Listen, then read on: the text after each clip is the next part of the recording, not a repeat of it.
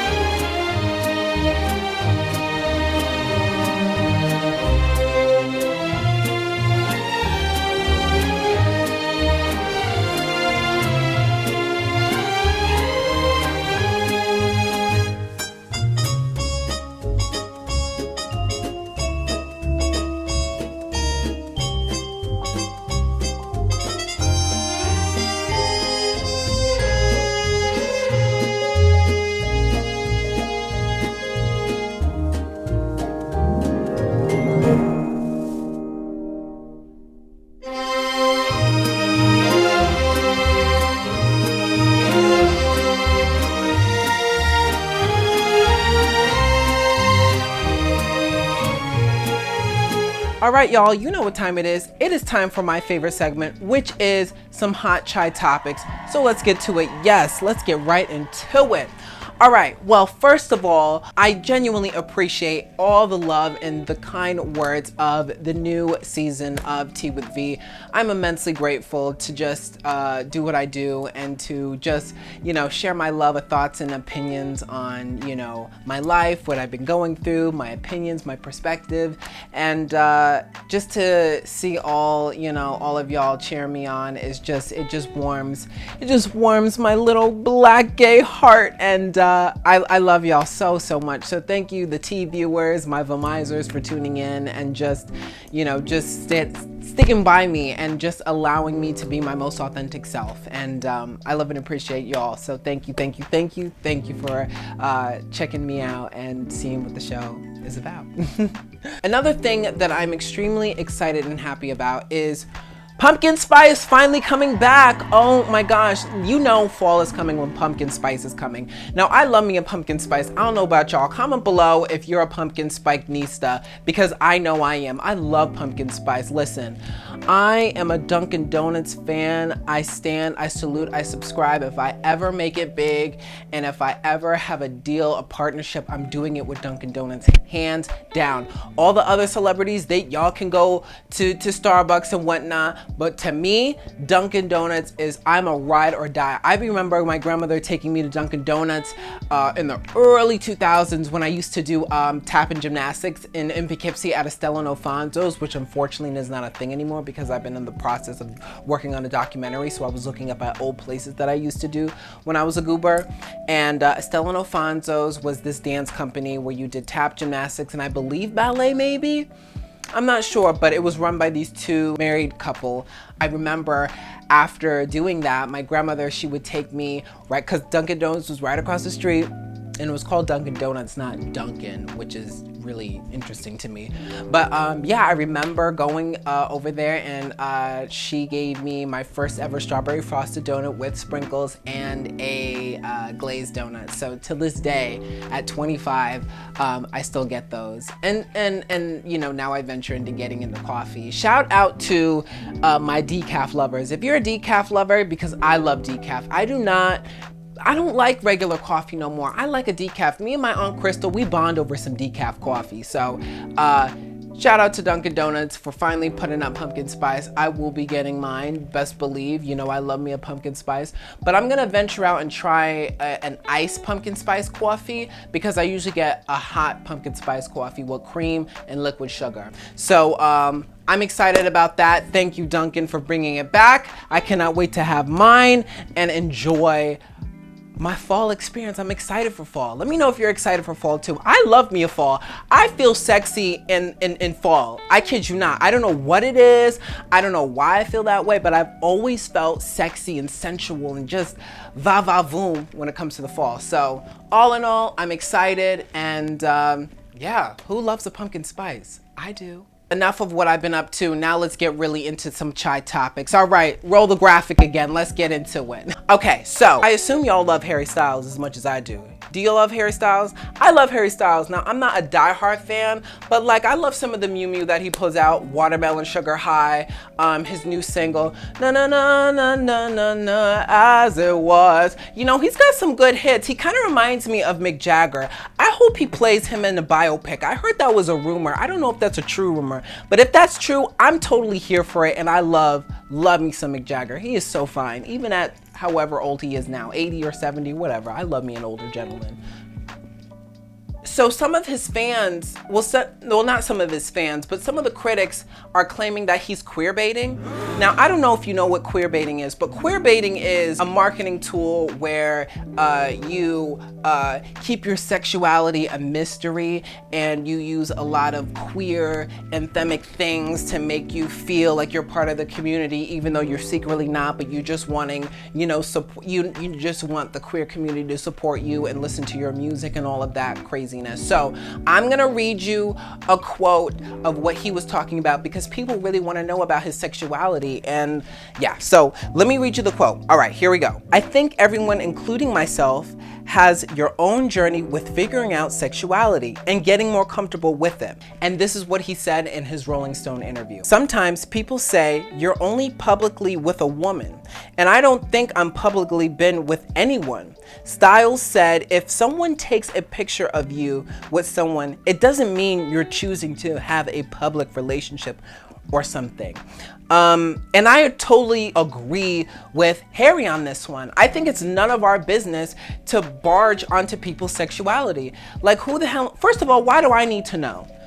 Okay, granted, I am nosy, and yes, he is fine, and sure, inquiring minds do want to know, but at the end of the day, I'm very respectful, and I think the general public needs to be respectful about his sexuality, because ultimately, like I said, it's really none of our business. If he chooses to talk about it, he can, and if he doesn't, that's quite all right. But I think for me, I have always been open to my sexuality because hello, like I just can't hide it. It is what it is, and I just, you know, radically accept that I am gay, I am black, I am feminine, I am masculine, I am a creative being, and you know, I just don't have a problem talking about my sexuality because I love talking about, you know, relationships and sexuality and who do you like, who do you prefer, you know, all of that fun stuff. But, you know, when it comes to, you know, people who don't feel comfortable talking about it, you have to respect that. And all in fairness, Harry, keep your life private the way you want to. And the general public, stop being nosy. And to all of his fans, keep buying and supporting his music because he is amazing. But overall, I think it's beautiful to just, you know, break the stereotypes and break the stigmas and the boundaries and all of that. And, you know, clothes to me don't have gender. You know, I was wearing a shirt dress in the first episode of Tea with V, and now I'm giving you a moment of a Western, you know, chic style, if you will. Harry, keep doing you and keep making that good Mew Mew because you're really killing it and we love and support you. So we move on to my queen and my idol, Miss Lady Gaga. She is now on tour, going to the Chromatica Ball. Let me know in the comments if you went to the Chromatica Ball, and if you did, what was your favorite song? Did you meet anybody there? How much was the merch? You know, what was your whole experience like? Because I really want to know. Now, I was supposed to go. A good close friend of mine was supposed to take me, but you know, it was a strong if, so I really wasn't disappointed that I didn't go because, you know, again, it was a big if opportunity. But you know, I'm so used to seeing Gaga on the YouTubes that, you know, I will be okay. One day I'll see her live. Well, I did see her live. That's a whole nother story. I went to go see her at the Super Bowl halftime show. I won a competition. It was a whole big thing. It was a monumental moment, pretty life-changing, but I'd never actually been to a Lady Gaga concert. Well, except for, you know, seeing her at the Cheek to Cheek tour. But that's a whole nother story. Anywho, but I have some exciting news about the tour, and turns out that Gaga holds the record for the highest single show attendance at Fenway with over 37,000 people.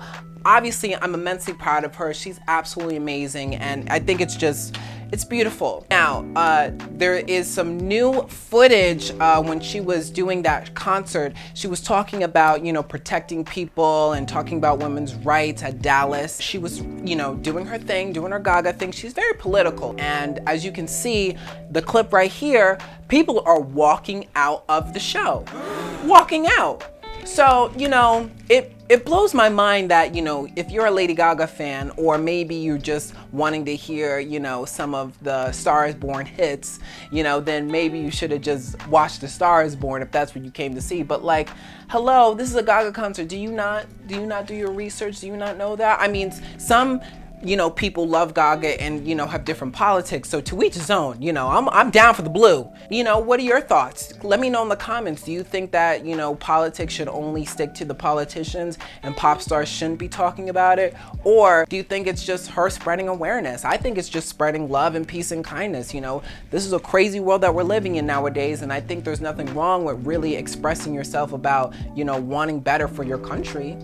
So all in all, I say, speak the truth, but don't talk my ear off about politics. I'm here to also see you dipping into it. I've been waiting 2 business years to watch you perform Chromatica, which is a really good album, by the way. So, Gaga, you're still gonna keep selling out, arenas, and I'm happy for you. And I think that if they wanna leave, they can leave, You still got your money's worth, so. Now, another pop icon is, of course, Britney Spears. Shout out to Britney for finally being free out of her conservatorship. And, unfortunately, she also had a miscarriage because she was trying for a baby, because when she was under conservatorship, they had every, thing locked and whatnot. So she wasn't allowed to have children, apparently. So she tried to have a baby with her gorgeous boyfriend, but unfortunately they miscarried. But she has recently done a duet with the iconic Elton John. Oh yes, let me read it to you.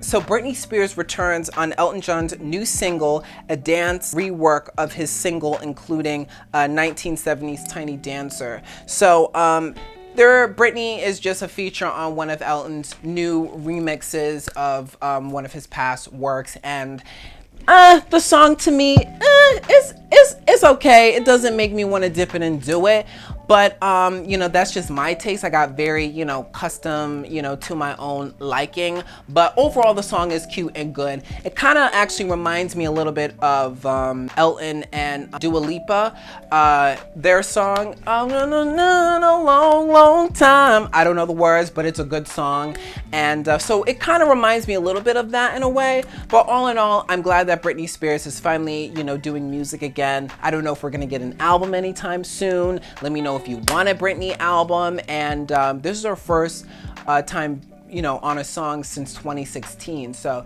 there's been a tasteful gap, but overall, I'm happy for Britney. We love and we're here for you, and we're proud that you are finally doing music. And yeah, we're just sending love to you. Mwah. So we're gonna be moving on into our next segment, which is Sip on Some TikTok Tea, baby. Let's get to it. All right, so we're gonna react to some TikTok videos, and then I'm gonna give my response. So this first clip is about a young gentleman talking about release day grief. So roll the clip and then we'll talk. Something that almost no one in the music world talks about, but that 99% of artists feel, is release day grief. I'm friends with a lot of other artists, and for many, the hardest moment is often right around a big project like an album comes out. A lot of famous artists have also talked about this. Why is this? When you work on something for so long, you get attached to it as this piece of art, this piece of pure possibility. When something's released, though, it becomes a lot of other things. An economic product with certain metrics that determine its success. A social communication, which might have fallout on an interpersonal level. You lose that sense of infinite possibility and get instead a dose of very specific, unglamorous reality. Not a great trade. With that loss, like any loss, it's natural to experience a certain kind of grief. I've been working on my debut album, Acre of Salt, for over 2 years straight. Some of the songs and experiences on there took place over the last 6 years. That's over a fifth of my life. Until now, I've had nothing but the art-making relationship to this thing. I've processed trauma through it. I've found my voice through it. I've had the singular art-making experience of my life with this thing. It is damn near one of my internal organs at this point. And in a couple weeks, it's going to be cut out and put on display, measured, critiqued. And that means loss, risk, vulnerability, exposure. To hear my thoughts on what to do with this feeling, check out part 2. First of all, I agree with you. I think release day grief is 100% real, and it doesn't stem from, just music. Even putting out the first episode of Tea with V, I worked so hard on it, and to release it out in the world, there was a little bit of grief because, when you work on something, even though I edited it probably within the span of a week because I had other obligations to do, it was still, hard, and to release it, I was excited, but I was also a little, just a little torn because, it's my baby and I love it and I protect it, but I also am excited to, put it out into the world. But I remember, putting out my first album, J-World, which is now discontinued. I might do a re-release, but that's a whole nother story. But I remember when I first put out my album, J-World, and I was really, really sad because I was going through so much in my personal life that I was putting all of that pain and frustration into the music.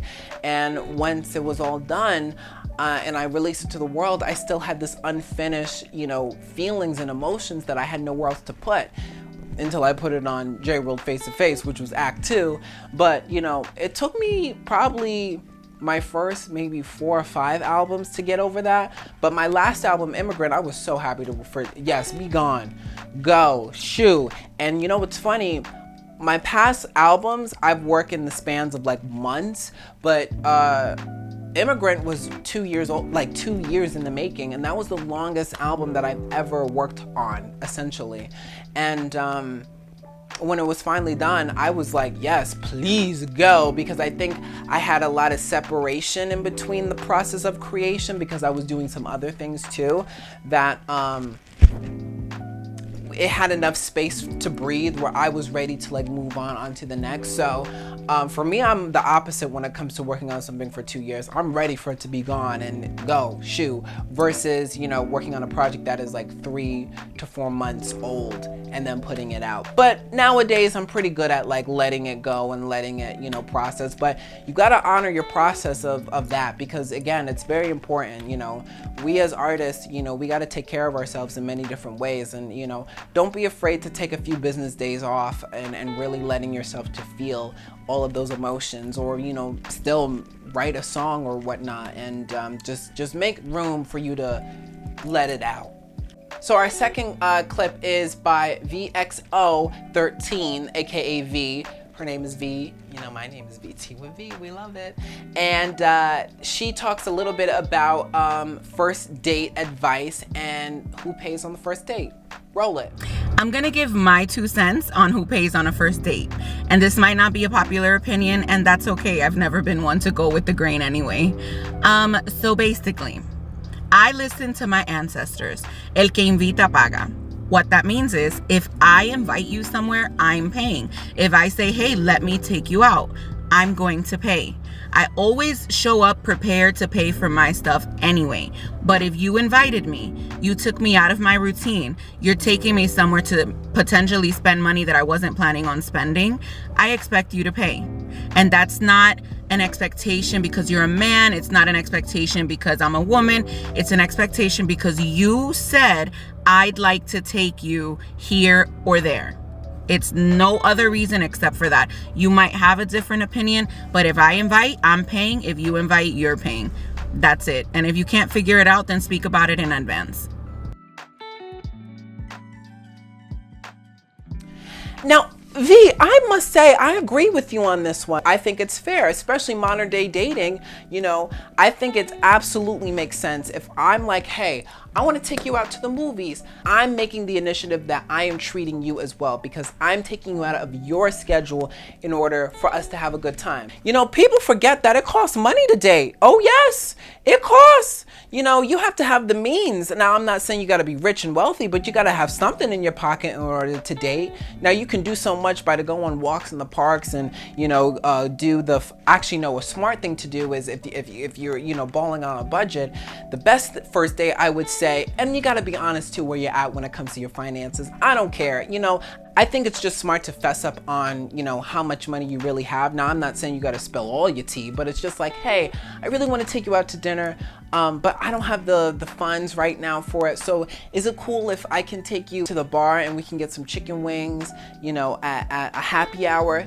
That's cute. You still made the plan. You had another option. And I think it just shows the effort. So V, I absolutely agree with you. I think that it's absolutely fair if you get asked out, still have your own money. Like she said, make sure you still have your own little mucho dinero just in case. If you feel uncomfortable with that, another alternative that you can do is, okay, if you're gonna treat me, let me get the tip. You know what I mean? I always do that. When guys, pay for my meal, I'm like, okay, let me get the tip, and I'll put like $10, or whatever the appropriate amount is for the tip.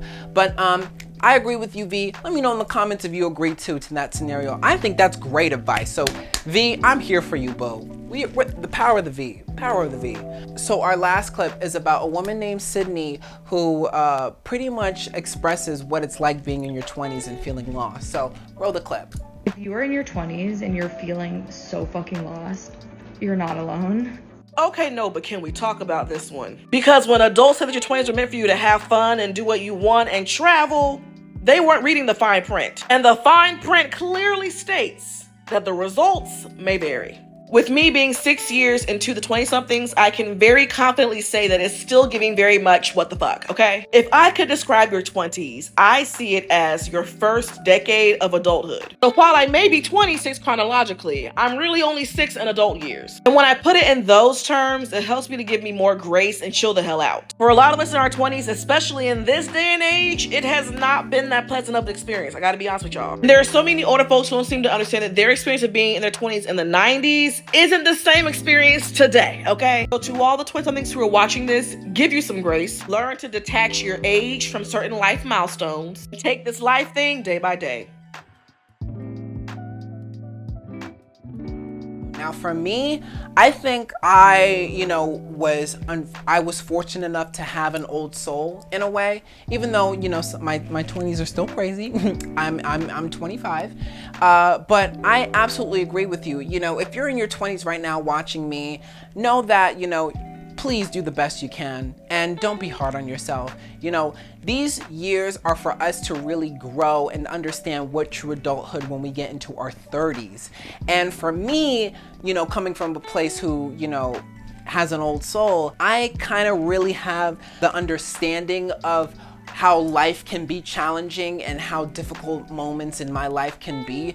And for me, the best way that I was able to overcome those obstacles was for me to radically accept that I am a student of my life and that I choose to take all the good, the bad, the ugly, and really process it in my brain to be like, okay, this is a teachable moment. I'm gonna allow myself to feel the feelings, because if I don't address those feelings, then they're gonna get buried and then they're gonna come out in ways that I don't have time for to be in my 20s, to be quite honest, because I'm trying to relax in my 30s. So for me, I'm just like, okay, let me go through these emotions of why I'm feeling these things and why certain things are happening to me right now.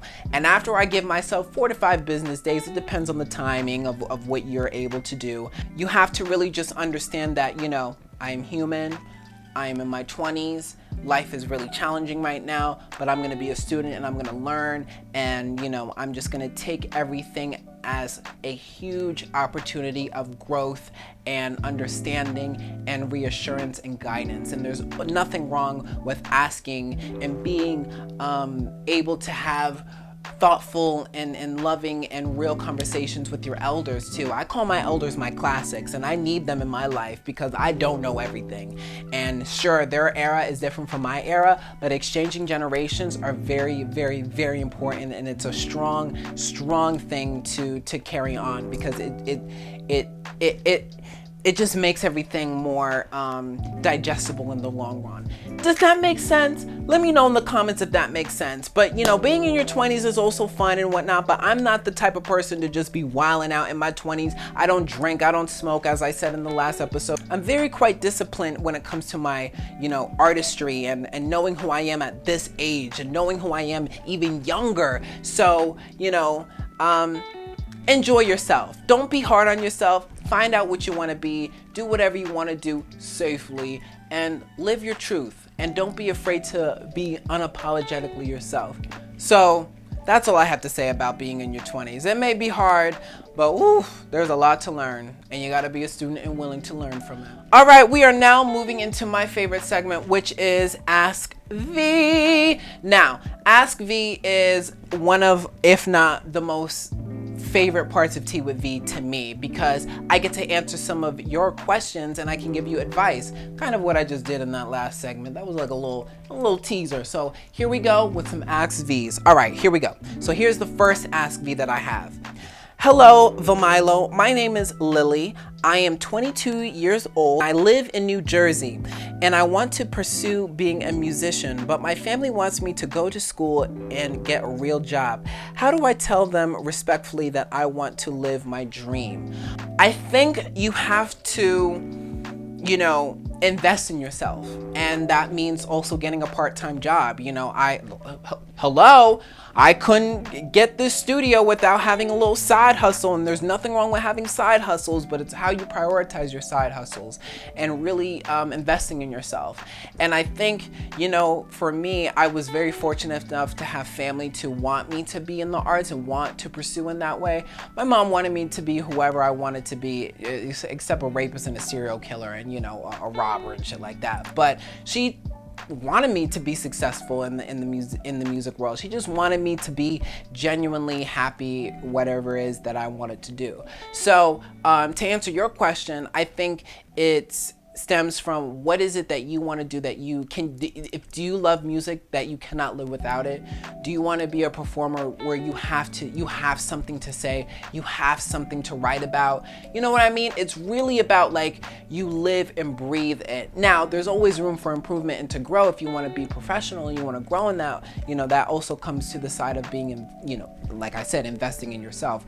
But if you truly love it and you truly cannot live without music, then it shouldn't matter what your parents say and whatnot. You can still love them from afar, or if they're causing you harm or frustration or whatnot. But other than that, pay nobody no mind unless you're passionate about music. And if you really are, then go for it. Hi, Vemilo. My name is Jacob. Hi, Jacob. And I'm 30 years old and I have a crush on this coworker. How do I make the first move without being creepy? She's so sweet and very kind, and I think that we have fun, flirty chemistry. I don't know if she wants to just be friends or possibly more.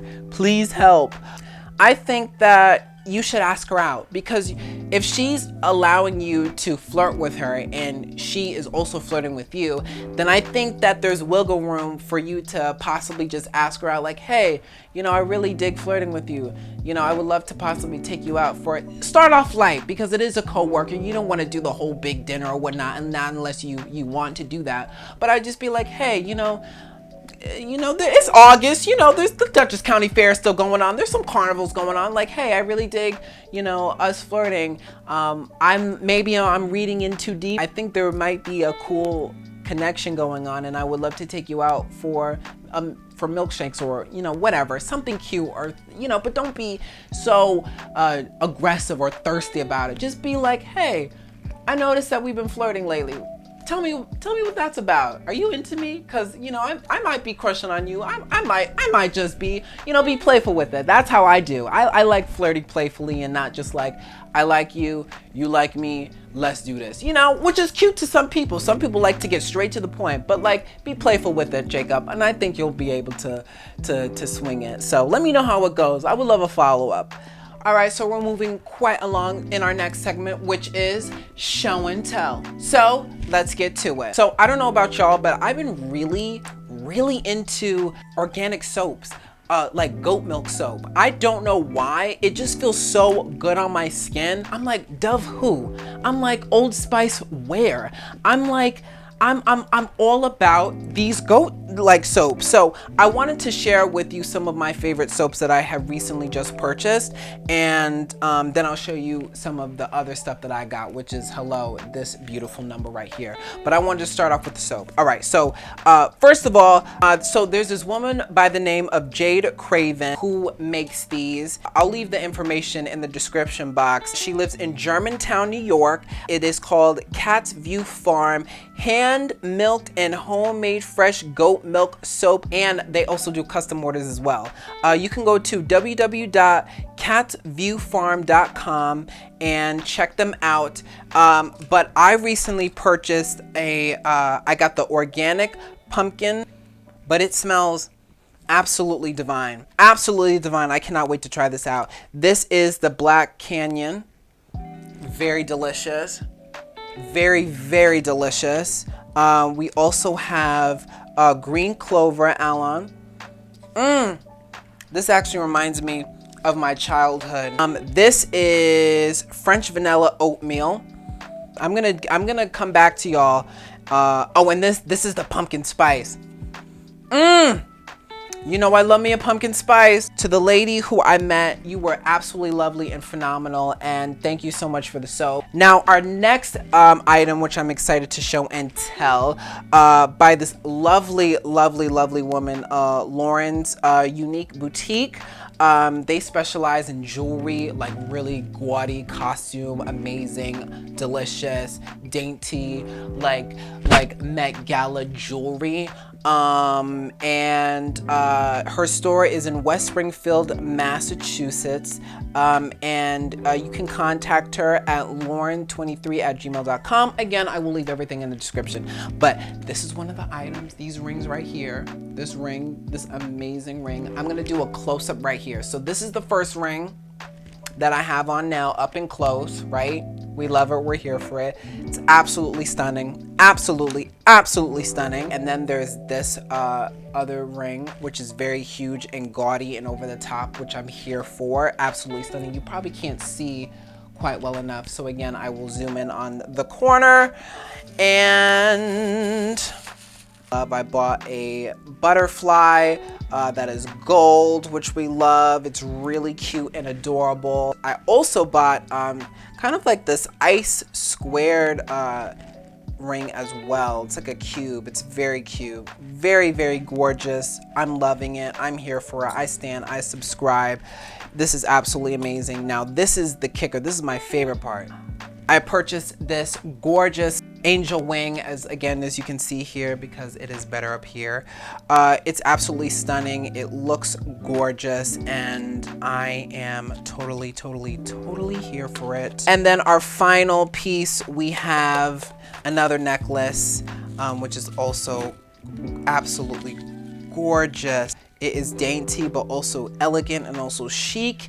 And it's just absolutely beautiful. It is absolutely stunning and beautiful, and I am just grateful that I got it.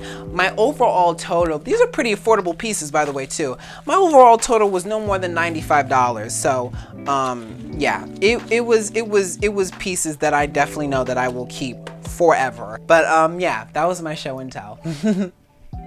So as you may know, I like to go out, I like to venture out, I like to see the people, I like to dip in and do it. Tastefully, of course. So this is Vemilo, out and about. Oh yes, oh yes. All right, so one of my favorite things that I got to do was I actually went to the Dutchess County Fair, which is absolutely one of my favorite things to do in August. I love going to the fair. I love eating the funnel cake. I love going on some of the rides, not all of them, because nowadays, you know, I'm getting older. All that spinning around and vertigo and whatnot, I don't speak that upon my life, but man, oh man, I be coming out looking crazy, and I have to be holding on my wig too, because it'll just be flying off, and that ain't cute. But overall, I thoroughly enjoyed myself, and I got a lot of compliments on my outfit that I wore to the Dutchess County Fair. This teal jump number is by, say it with me, you know I love them. Come on now, Fashion Nova. Yes, we love it, we're here for it. So I wore this Fashion Nova jumpsuit with these boots that are from Dolls Kill. They were very, very, very comfortable because the arch is not crazy high. So those are a women's 11. I nerd out when it comes to shoes because I'm a shoe review person, so forgive me. But yeah, those boots are from Dolls Kill, and I love them so much. It actually rained earlier and during, but not the whole day. So when I was walking through the mud like that, I was ready and prepared for it. So they got good grips and they're very comfortable, and they were stylish, of course.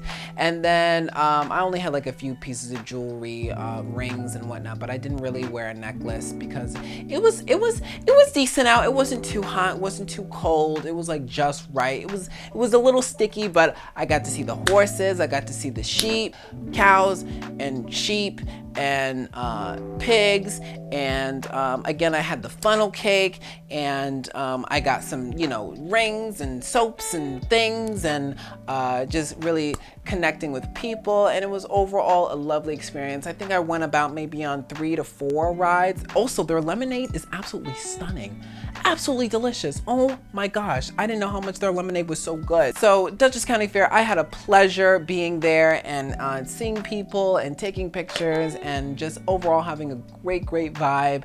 And it brought me back to my childhood because I haven't been there since 2013, 14 maybe. And the last time I went, I had like my real hair. It was an afro, it was red. Someone called me Ronald McDonald, and I immediately dyed it to a dark fuchsia purple. So I remember those moments for sure.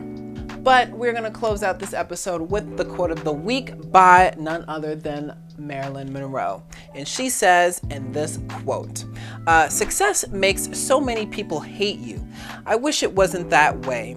It would be wonderful to enjoy success without seeing envy in the eye of those around you." And that was by Marilyn Monroe. I hope you enjoyed today's episode. I love and appreciate you all dearly. Thank you again for the kind words and all of that good stuff. If you like what you see and you want to become a Vomizer, just head over to my website at vemilomusic.com. Anything and everything about me is on there except my birth certificate and social security number. And also don't forget to like, comment, and share this video. And don't forget to subscribe. And please be safe, sanctified, and sanitary under these self-reflecting times. And I will catch you all in the next video. All right. Mwah. Ciao.